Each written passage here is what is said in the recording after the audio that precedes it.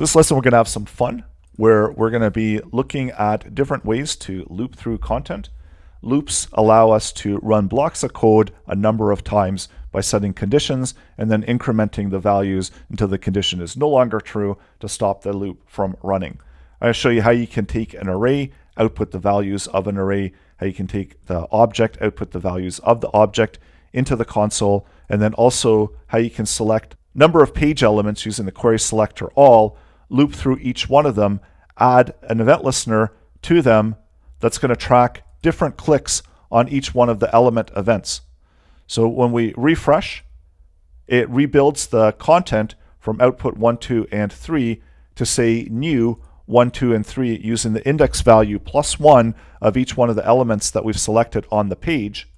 So if we were to add in another element with a class of output and add it into the page, we would get the incremental increase of those values. And each one of them is now going to have its own event listener that you can click and track the number of clicks on that page element. And that's all going to be done with the loop where we're setting up the event listeners on the separate page elements. Create a new JS file, link it to the HTML file, and within the JS file, I'll show you how you can create some loops. The first loop that we're going to be looking at is going to be the for loop, and what loops do is they allow us to run the same code over and over again, so saving us the trouble of having to write out the code multiple times. Let's create a variable, and this can be that counter, setting it at a value of 0. And for the for loop, we need a starting value for the for loop. So we're going to use the variable of I, set it to a value of 0, and loop through while I is less than the value of 10. So while this condition is true, this loop is going to continuously run. Once the condition is false, then the loop is going to stop running. We're going to increment I by 1, and then the block of code that we're running within the loop is contained within the curly brackets. So for now, we're going to take the console and output the value of I within the console log. So let's refresh it, and that gives us a count starting at 0, which is the value of I, and iterating through, looping, running this block of code where we're outputting into the console constantly until we have a value of 9, and then the next round would have been that the I is equal to 10. This condition is no longer true, and that's where we're going to be breaking the loop. Let's take the value of counter. We're going to increment it by 1, and we'll add the value of counter within the loop. So that outputs the result of counter.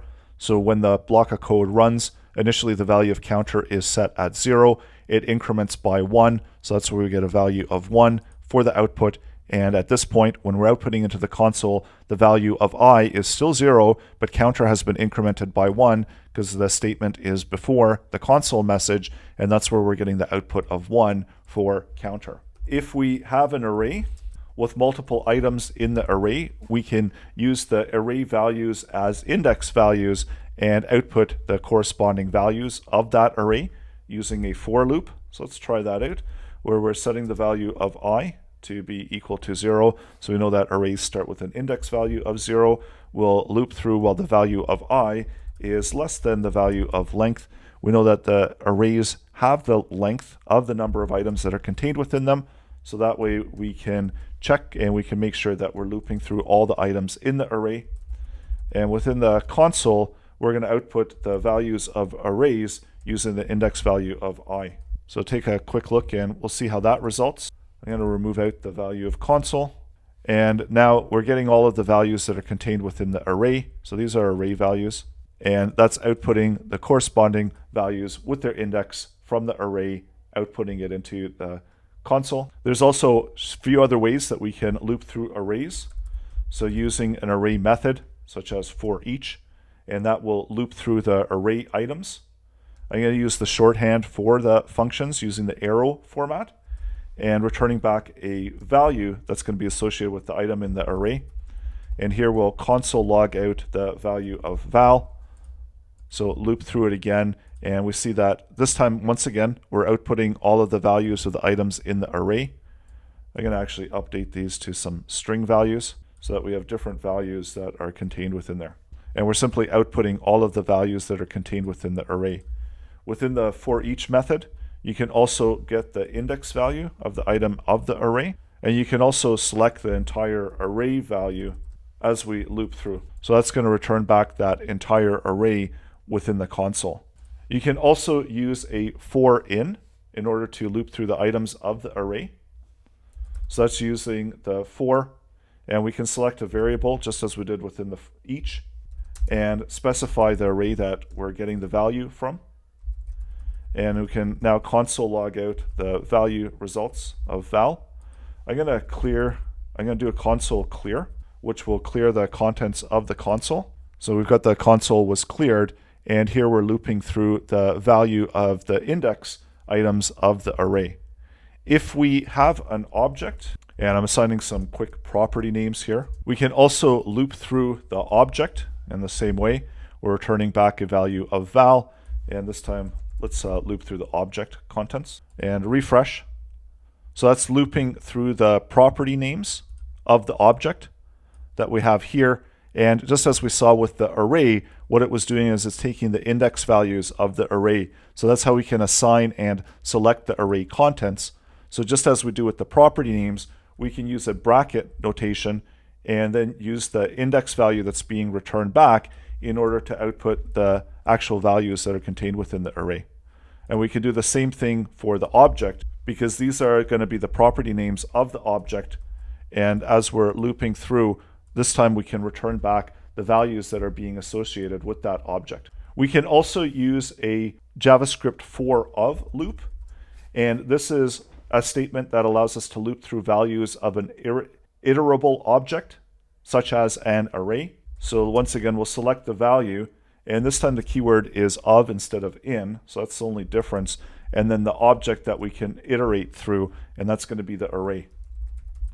And we'll console log out what we have for value and refresh. And now we're able to return back the values without having to reference the array, and using of instead of in is not going to, the in is going to be returning back the index values, whereas of is going to be returning back the actual values of the items in the array. There's also a while loop and a do while loop.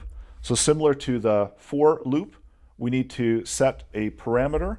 So we can loop while the value of I is less than 10. And we need to set a default starting value of I. So let's set that to 0. So just as we did in the for loop, we're setting a value of I. We're creating a condition for the loop to continue through while it's true. And we need a way to increment the value of I within the loop. So do the I incrementing by 1. And then within the block of code, we're also going to output the value of I into the console. Once again, before we run this, I'll do a console clear to clear out the contents of the console. And just as we saw with the for loop, the while loop also lets us run through all of the content until that condition is no longer true, and that's when the loop is going to stop. You can also do a do while loop, and the difference between the do while loop and the while loop is that the do while loop will execute at least one time. So in this case, if the value of I is 100 and we loop through, we're not going to ever meet this condition as true, so while will never run because this condition is not true. Whereas if we do a do while loop, it will run it at least one time, and the while condition will iterate the loop while that condition is true. So let's refresh it, and we see that the do runs it at least one time while this condition is true. So those are a number of different ways that you can loop through items and content on your page. Let's set the value of I to 1, and then we'll update the value of I to be 100. And we'll see what the result is in the console. So first time we're coming in, the value of I is 1. So we log out the value of I. We increment the value of I till we reach 10. And at the point when it's 10, this loop is no longer going to run. We set the value of I to be 100. Within the do, we output it one time, we increment it by 1, and if we were to check the value of I, the current value of I is 101, so this condition is no longer true. That means that the do is not going to run again because that condition is not true, and the value of I is 101. Let's do a clear of the console, and we'll select some page elements, and then we're going to update the content of those page elements dynamically using the loop. So we saw from before, where we can select them using a node list. So using the query selector all, we're going to select all the elements with the class of output. And for now, we'll log output into the console, and then we'll loop through the result. So we get a node list. It has a length of 3, and we want to loop through each one of these and update the text content of those values. So let's select outputs, and we can use any number of the different loops. I usually prefer to use for each, and this selects out the element in the loop. Console log out the elements separately within the block of code of the loop. So that selects out each individual element with a class of output. So now let's select the text content from each one of those, and that will output all of the text content from all of the elements with a class of output. And just as we saw from before, where we can select the property, we can also reassign a new value to that property. And I'm just going to use the index value from the loop and assign a new value to that property. So this will just say new, and then we'll use whatever the value of index is, and we're going to add 1 to that value. So let's see what happens now. We refresh it, and now we get new 1, 2, and 3. We can also take those and add event listeners. So add an on click, and every time it gets clicked, we can run this function, and this function will select that element, update the text content of that element as it gets clicked. I'm going to set a separate value within the element because it is an object, and I'll set the counter of this to be 0. Every time it gets clicked, the element value will increment by 1, and we'll update the text content output to be whatever the value of the element value is going to be. So refresh, and now as I click them, they're going to each individually have their own event listeners that are updating the value of the element that's being clicked. And we can even update this to click. So let's set those, and it's tracking the click events on the elements separately, clicking them and tracking them within the element.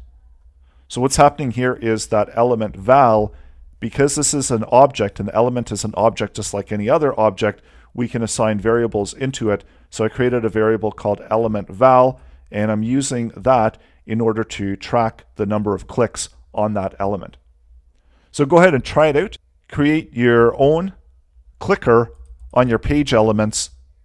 Also try out the different ways to loop through array content and object content using the loops that have been covered in this lesson. And you can be ready to move on to the next part of the course.